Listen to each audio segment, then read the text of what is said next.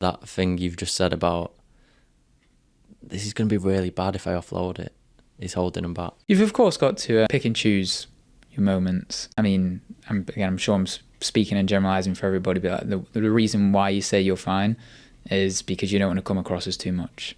Nobody wants to be seen as too much or a burden or hard work or that person. But like, if you can speak to somebody who you know you're not going to be too much to, then that's the person obviously to speak to. If that's a loved, a family one, or someone in one of these groups, you know, you, Jordan, myself, like there's certain people that can hold that space and have that conversation. Yeah, I get it a lot. People open up to me a lot, especially this month. I've had so many messages and it's like, whoa, like they must feel like I'm this safe space where they can share that. And I think everyone needs that and deserves that. And I think the group is a great place for that, right? Of course they can. And it's the same thing that I experience in my coaching network. You know, on the face of it, you could just say I help people with health and fitness, help them improve their body, whatever it is. But like on a much deeper level, you get everyone kind of, you know, feels confident to, you know, offload some of those more difficult things. And I'd love being able to facilitate that. The thing that really excites me and fulfills me is to jump on a coaching call and really go into the depths of whatever that one thing is that person is struggling with. And then you can see, you can actually, there is like an epiphany when someone tells you that. You can see they have this like new energy, like it's okay. And I love that moment. And that's one of the whole reasons why I do what I do. It's all connected though, right? If someone's don't want to go gym or they're eating too much or they're feeling held back, well, what's going on in the personal life? Like, it's all right saying, yeah, cut this out, train more, do this, but actually, how are you doing? How is your family life? Exactly. It's so important to go into those deeper things, because if they're not all connected, then you're just going to be spinning your wheels. And it's very, very shallow level coaching just to say you're not disciplined, you can't do this, why are you not doing that? It's so much more than that. And how many people are great at getting people results but really rubbish at coaching people? Because anyone can put you on a calorie deficit and say, do this workout. Yep, I got him from this and now he weighs this. How does he feel? Coaching is so much deeper. Like, you know, someone can come in and say, I want X, but actually you can see straight away that they need Y. So like you give them a little bit of X and then you start to push them towards Y, and you ask them the right questions so they start to understand why actually Y is the right thing. For example, when I had body dysmorphia, I'd have gone straight to coach, I want to get shredded, I want to be 6% body fat. Someone could take a look at me and be like, no mate, you definitely don't need that, you're already on like 1200 calories, you're being stupid, you're being silly. Whereas like you need to give them a little bit of what they want and then push them and show them why that's actually not the right thing for them to be doing. Which is partly what therapy is, right? Where they take you on that journey and help you understand like what you need. And yeah, man, no, that's... And I think like that was just made me think about therapy. Like I went to therapy as like such a typical guy. 6-8 weeks, I'm going to be fixed. Here I am a year and a half later, and it's still going. But like you think that everything can be fixed very, very quickly, and like that is something you like, in terms of therapy, you do just need to put to one side and be like, this is a journey that I'm going to invest in. It's the same with health, fitness, mental health. Anything that is worth having, improving, does not come quickly. And I think that's why people think it doesn't work and say, oh, I tried it, it don't work. Oh, what how long did you go for?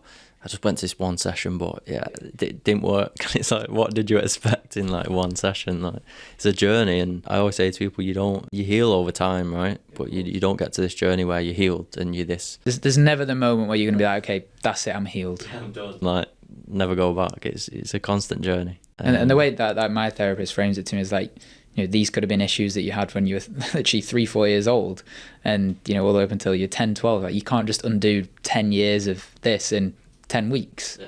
It's going to take, you know, not an equal amount of time, but it's going to take a certain amount of time. I didn't think I'd laugh so much at a conversation around therapy. Like, it's nice to talk to someone who gets it, right? On the how are you stuff, how do you answer now? Do you answer truthfully when people ask? Again, it's context dependent. To people that I know that can hold space for me, then I'll answer truthfully. The people that I can interpret can't hold that space, and I'll just answer, I'm okay, I'm fine. Or I'll direct the question back to them, because it's probably actually more important for them to get that question. How are you doing? I'm good. I'm feeling really good at the moment. I struggled after the Berlin Marathon, not being able to run. I felt like the Berlin Marathon was a chapter change for me. Spent a lot of time training for that, kind of put all my eggs in one basket, tunnel vision, focus, and then finished that. Didn't get the time I wanted, felt a little bit empty, felt like, okay, maybe career-wise, this area, maybe want to change, do something different. And that like feeling unsure of what you want to do or where you are, and also being, okay, maybe I'm not quite as good at running or whatever it is that I thought or wanted to be. Those can give you a lot of like, not negative feelings, but a lot of like anxiety, and a lot of things can swirl around in your head. But no, I'm in a good place. Like, good. You see, I get that energy from you, right? But again, I guess people can smile through something tough they're going through. But I do feel like you sound like you're in a positive place. You've got a lot of good things going for you. You've got goals. How important are them goals, future goals, whether it's short or long term? How important are them for keeping your mental health good and your mindset focused? I think having goals gives you clarity. Having clarity gives you direction. Of course, having goals is important. But going back to the point what you're saying there is like the thing that gives me that clarity is simply I journal for 5 minutes every morning. And that's been one of the best things I've ever done for myself, because that just gives me that connection with my feelings. Instead of just getting up and being like, okay, what's the next task? It means that I give myself the first 5-10 minutes every single day. But yeah, going back to your question, goals are very important. Journaling. Let's dive in. It's something I got into in lockdown and did it every day. And like you said, I got so much from it, being present, just brain dump, and what you described therapy like before, where your brain's foggy. I feel like when you write, you connect the dots. Things start to make sense, where in your head it's just full of, I need to do this is tomorrow, and all these confusing thoughts. You still journaling now? Yeah, you know the biggest reason why it took me so long to start journaling? I didn't know how. I didn't know what's the framework. I'm very logically and like systematically orientated. Okay, like what's the first question I should answer? What's the first thing I should write about? And then I should realize, just write. It's the best. It's such a good thing to do. But like, okay, maybe it was a form of procrastination of some sort of being like, maybe I shouldn't do it, maybe I shouldn't. But it was one of the best things I've ever done. There's no framework. Which is so interesting, right? Like you think, oh yeah, what question should we answer? And it's like, no, just pick up a pen, get a paper, or if you want to do it, on a laptop, whatever works for you, and just type, just write. We're conditioned to plan. We're conditioned to organise and think, whereas that's almost just like trying to allow what's in here to come out without thinking what's in here. It's such a strange concept, but interesting. Okay, goals. Let's stick on the goals, because I think that's a good kind of focus now to wrap it up. Have you got both short and long term goals? Yeah, I think so. What's your next goal? Still want to hit a sub 3 hour marathon. That's very, very important to me. That's something I've not ticked off obviously yet. Whether you call that short or long term depends what you define short and long term. That's going to be the next 6 to 12 months.